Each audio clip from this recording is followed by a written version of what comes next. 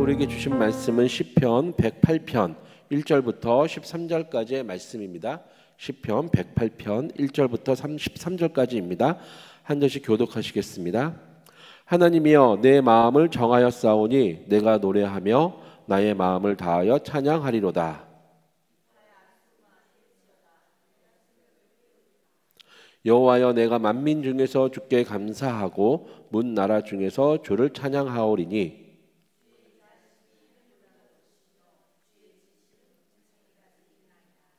하나님이여 주는 하늘 위에 높이 들리시며 주의 영광이 온 땅에서 높임 받으시기를 원하나이다.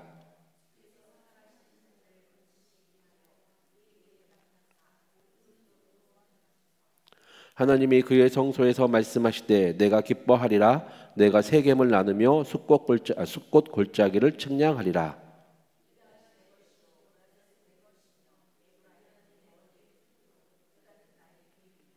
모압은 내 목욕통이라. 에돔에는 내 신발을 벗어 던질지며 블레셋 위에서 내가 외치리라 하셨도다.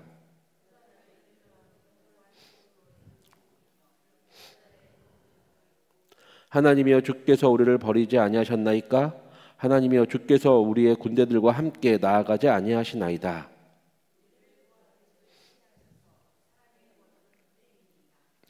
우리가 하나님을 의지하고 용감히 행하리니 그는 우리의 대적들을 밟으실 자이시미로다. 아멘.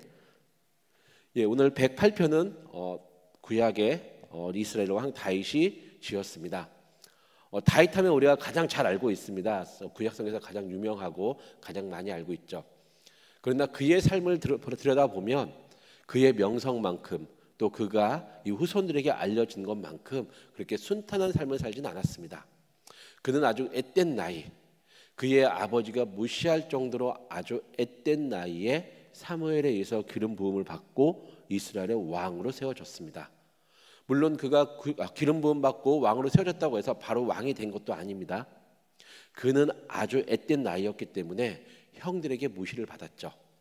바로 다윗과 골리앗 그 싸움에서 볼 때 보면은 그는 제 명의 형의 안위를 묻기 위해서 그곳으로 갔습니다.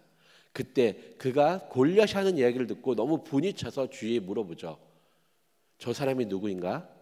그때 사울 왕이 저 골리앗을 쳐서 이기는 자에게 해준다는 그 이야기를 듣고 다시 한번 확인할 때 그의 형들이 뭐라고 얘기합니까? 너가 아주 못됐다고 얘기하죠. 너가 가서 아버지의 양이나 지킬 것이 네가 뭔데 여기서 그렇게 잘난 체를 하느냐. 쉽게 그 얘기입니다. 너가 뭔데 여기서 잘난 체하고 여기서 너를 드러내려고 하느냐.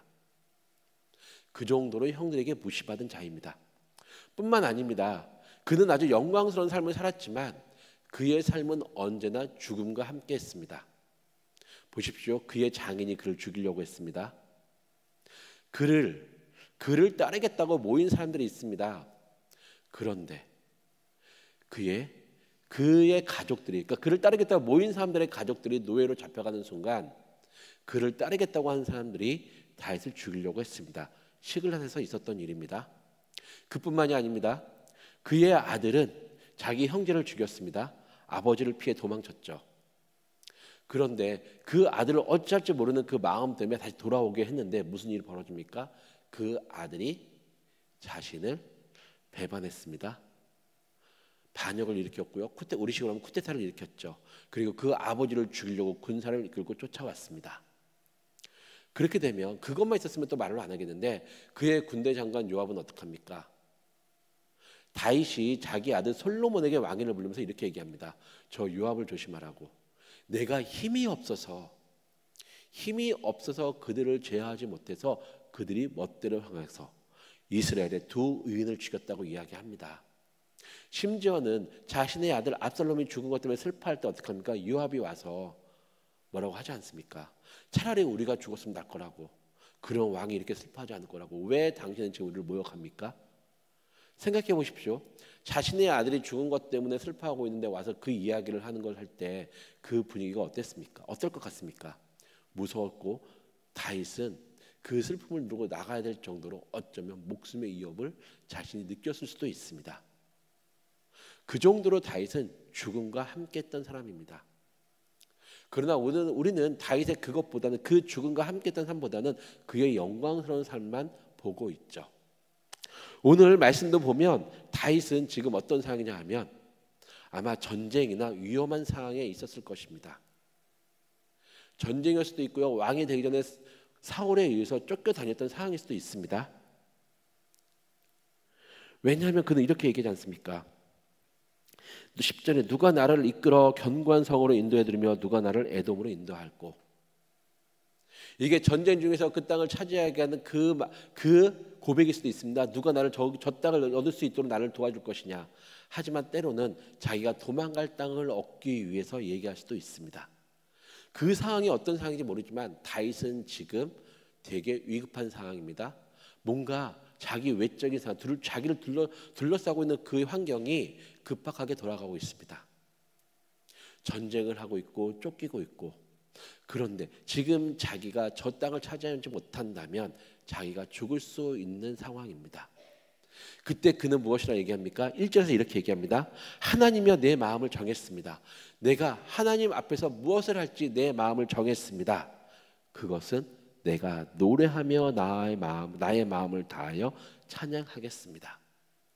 지금 나를 쫓아오고 나의 대적이 내 앞에서 무기를 꺼내들고 나를 죽이겠다고 그 적이 악의를 나를 향해서 고의로 내뿜고 있지만 나는 거기에 휩쓸리지 않고 나는 하나님을 찬양하겠습니다. 적이 나를 보든 내가 숨어있든 내가 숨어서 매복하고 있든 뭐든 상관없습니다. 적이 나를 어서 치려고 숨어든 상관없습니다. 나는 하나님을 찬양하겠습니다. 그러기 위해서 뭐라고 합니까? 모든 악기들을 다 동원해서 하나님을 아주 크게 찬양하겠다고 합니다. 그런데 중요한 건 그가 하나님을 찬양하는 이유가 무엇입니까? 바로 4절에 얘기합니다. 주의 인자하심이 하늘보다 높으시며 그의 진실은 궁창에까지 이르나이다. 무슨 뜻입니까? 자기를 향한 하나님의 인자하심이 아주 높다는 것입니다. 너무 크다는 것입니다. 비록 내가 적들과 마주하고 있고 그 적들 때문에 내가 지면 죽을지도 모르는 그 상황 속에서도 그는 보았습니다. 하나님의 진실, 그 다하는 자기를 향한 그 마음이 무엇인지, 그리고 그 마음에 숨어있는 하나님의 인자와 하나님의 그 자비가 얼마큼 큰지를 보았습니다. 자기가 그 인자, 하나님의 인자하심을 생각할 때 자신은 하나님을 찬양할 수밖에 없는 상황입니다. 그 전쟁에 지던 이기던 상관없습니다. 하나님을 찬양합니다. 그가 하나님을 찬양하는 이유는 4절부터 6절에 있습니다. 4절의 인자하심이죠. 5절에서 무엇이냐 하면 이렇게 얘기합니다. 내가 하나님이여 주는 하늘의 높이 들리시며 주의 영광이 온 땅에 높임 받으시길 원하나이다. 하나님의 영광 때문에 그는 하나님을 찬양하겠다고 얘기합니다. 그 영광, 하나님의 영광은 하나님의 임재를 나타냅니다. 모세가 십계명을 받고 내려왔을 때 그는 하나님과 함께해서 하나님의 광채, 그 영광을 얼굴에 비추고 있었고 그것을 보는 순간 사람들은 무서워서 도망쳤습니다. 심지어는 모세도 하나님을 직접 보면 하나님의 그 영광의 빛 때문에 죽을까 봐 하나님이 구름 속에서 모세를 만났습니다. 저 예루살렘 성전인 이유는 오직 하나, 하나님의 영광, 하나님이 거기에 임했고 그곳에 하나님의 영광의 사람들을 보았기 때문이죠. 그 형태는 구름으로 바람으로 그 하나님의 영광을 보았기 때문에 그들은 하나님이 거기에 계시다는 걸 알았습니다.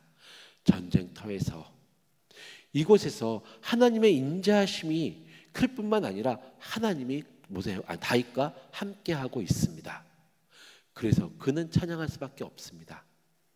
하나님이 함께하셔서 자기를 지키시기 때문에 그는 여호와를 찬양할 수밖에 없습니다. 6절에서 뭐라고 얘기합니까? 6절에서는 사랑하시는 자들을 건지시기 위하여라고 얘기합니다. 우리에게 응답하사 오른손으로 구원하소서. 이 말은 무슨 뜻인가 하면 지금 나와 대적하고 있는 저 적들은 나의 먹을 것이란 뜻입니다. 왜요?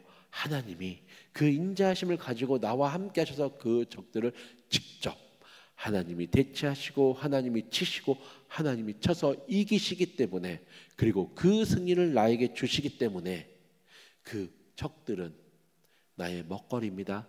나의 먹을 것이고 내가 싸울 필요도 없이 나에게 바쳐지는 나를 향한 제물이나 마찬가지입니다.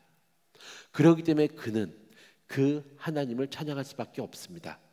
지금 자기가 처하고 있는 이 상황이 나에게 내가 승리를 하냐 지냐는 상관이 없습니다. 하나님께서 이미 그 마음, 그 인자심을 나에게 베푸셨고 그래서 나와 함께 하셨고 저 이방을 쳐서 이기셨기 때문에 나는 여호와를 찬양할 수밖에 없습니다. 그들이 숨어서 나를 잡아 죽이려고 숨어서 나를 쳐서 이기려고 계획을 세웠더라도 상관이 없습니다. 내 장소가 내가 숨어서 드러나고 내가 어떻게 하는지 드러나도 상관이 없습니다. 왜요? 하나님이 이미 다윗에게 승리를 주셨기 때문입니다. 하나님께서 뭐라 말씀하십니까? 7절부터 9절까지 이렇게 얘기합니다. 세겜을 나누고 숫꽃 골짜기를 측량하리라. 세겜이 어떤 곳이 봤더니 세겜은 아브라함이 가나안 처음 왔을 때 가나안 땅에 처음으로 왔을 때 정착했던 곳입니다.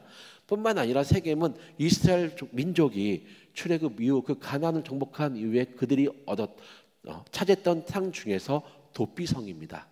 도피성이 무엇입니까? 하나님의 영광으로 부주의 내가 무심코 사람을 죽였을 때 그들이 보호받는 곳입니다.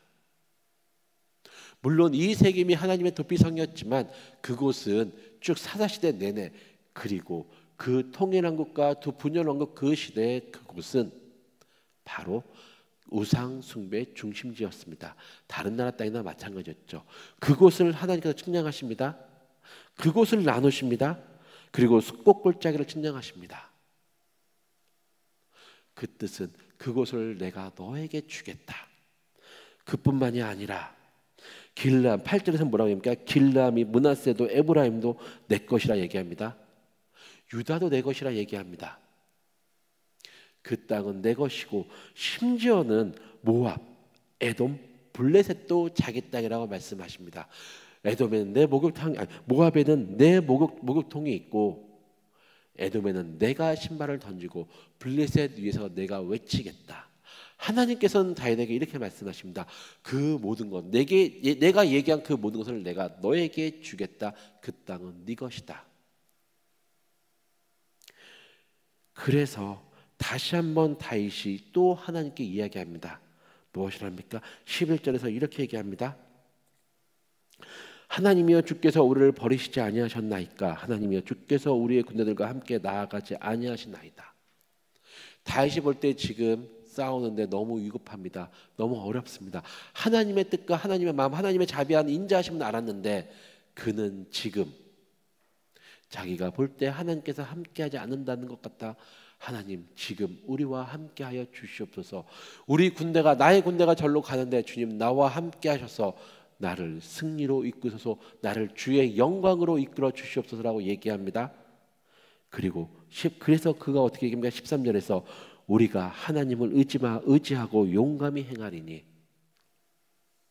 하나님이 떠나 있는 것 같았고 하나님이 우리와 함께하는 것 같았지만 그는 하나님 이제 우리와 함께하여 주시옵소서, 우리와 우리 군대와 함께 나가 주시옵소서라고 하나님께 고백하고 간구합니다.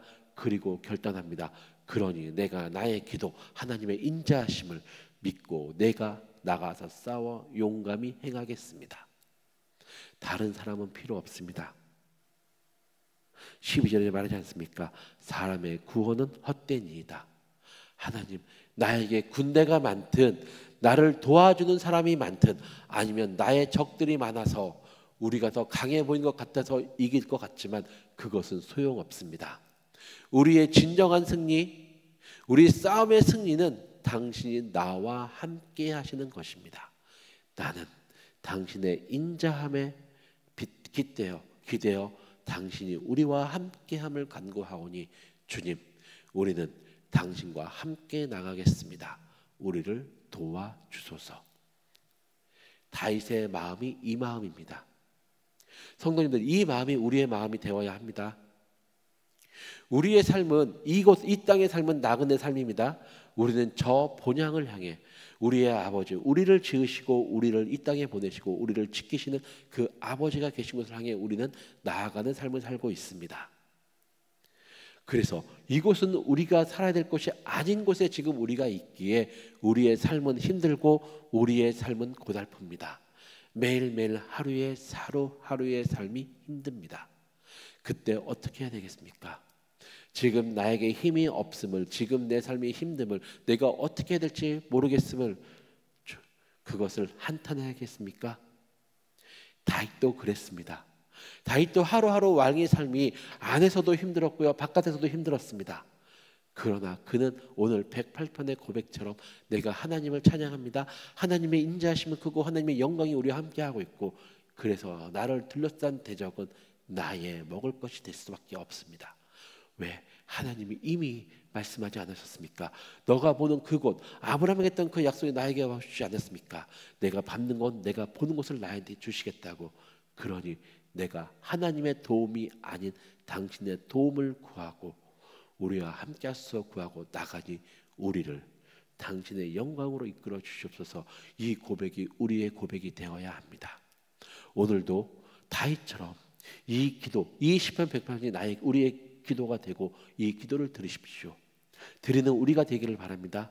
그리고 다윗처럼 하나님의 인자하심을, 하나님의 영광을 바라보며 사람보다는 이미 내가 너에게 모든 것을 주었다 말씀하시고 약속하셨던 그 하나님과 함께 오늘 하루도 나아가시는 여러분들이 되시기를 기도하고 축원하겠습니다.